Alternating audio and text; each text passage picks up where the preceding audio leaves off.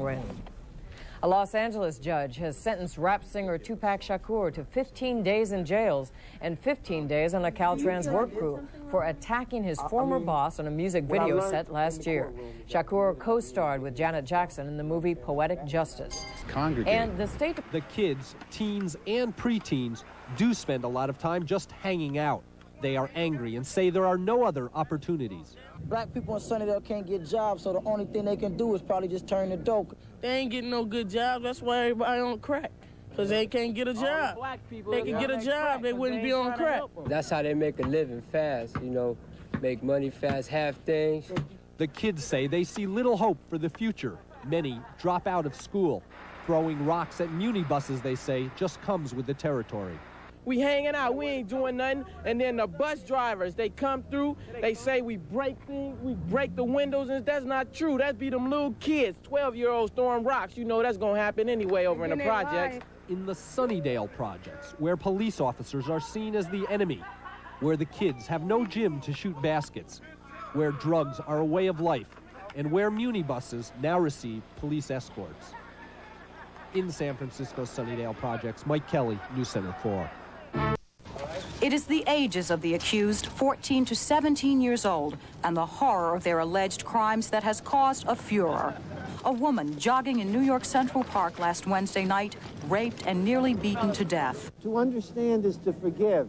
I don't want to understand what motivates someone to engage in this kind of horror. I want, rather than to understand him, I want him punished. But Ron Green is trying to understand. Several of the boys who are accused play in neighborhood basketball games he referees. Well, the 4 or 5 kids that I know, they come from good households, mother, father, you know, very well disciplined. But I think it all broke down to a thing of peer pressure. You know, you got together with some other 2 or 3 bad guys, and you're pressed to go along with what they do. If you don't, you'll get hurt.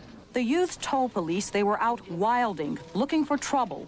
It's a term other kids in their Harlem neighborhood have heard before. They run from people, they beat up people, they knock people down, and then they mess with cops and they run.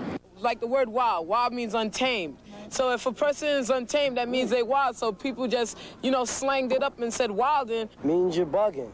Bugging in terms mean you're acting funny, acting crazy.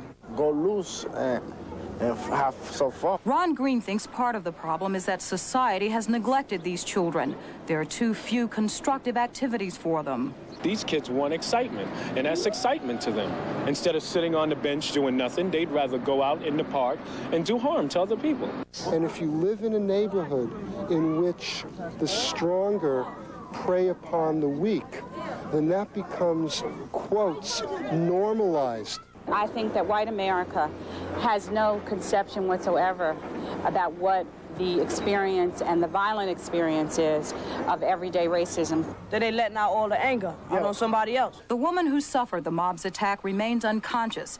She is a white Wall Street investment banker. Police said the youths were joking about the crime in their jail cell. Some, while deploring the crime, also feel the attack has been sensationalized because of race. Her black attackers being called animals in the media. These names are only attached to these groups of young people when they happen to be black. The crime has outraged people here and made them wonder, how could children do this? And whether we live in a place and a time where no one at all is safe. Cassandra Clayton, NBC News, New York. Here's ABC's Tim Williams. Number 92, Reggie White, is a perennial All-Pro for the Green Bay Packers. He is beloved in Wisconsin for his quarterback sacks and for his inspiration when the game stops. So the state legislature invited him to give a motivational speech, but got an unexpected lecture on race and sex. Blacks, he said, know how to worship and celebrate. If you go to a black church, you see people jumping up and down. Whites are good at building businesses. And you know how to tap into money, pretty much better than a lot of people do around the world. Hispanics are family-oriented. A Hispanic person, and they could put 20 or 30 people in one home. And Asians are inventors. If you go to Japan or any Asian country, they can turn a television into a watch. The stereotypes did not amuse Wisconsin lawmakers.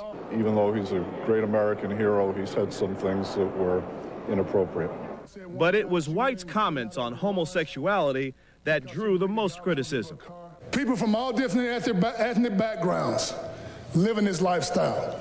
But people from all different ethnic backgrounds also are liars and cheaters and malicious and backstabbing. Reggie White's opposition to homosexuality is consistent with the views of many fundamentalist Christians, but some black theologians say White has an obligation to be tolerant because of the discrimination African Americans have suffered. Most black churches see the major thrust of the Christian gospel as being open arms to those who are discriminated against. Despite the criticism, fan reaction so far in Wisconsin appears supportive. Jim Williams, ABC News.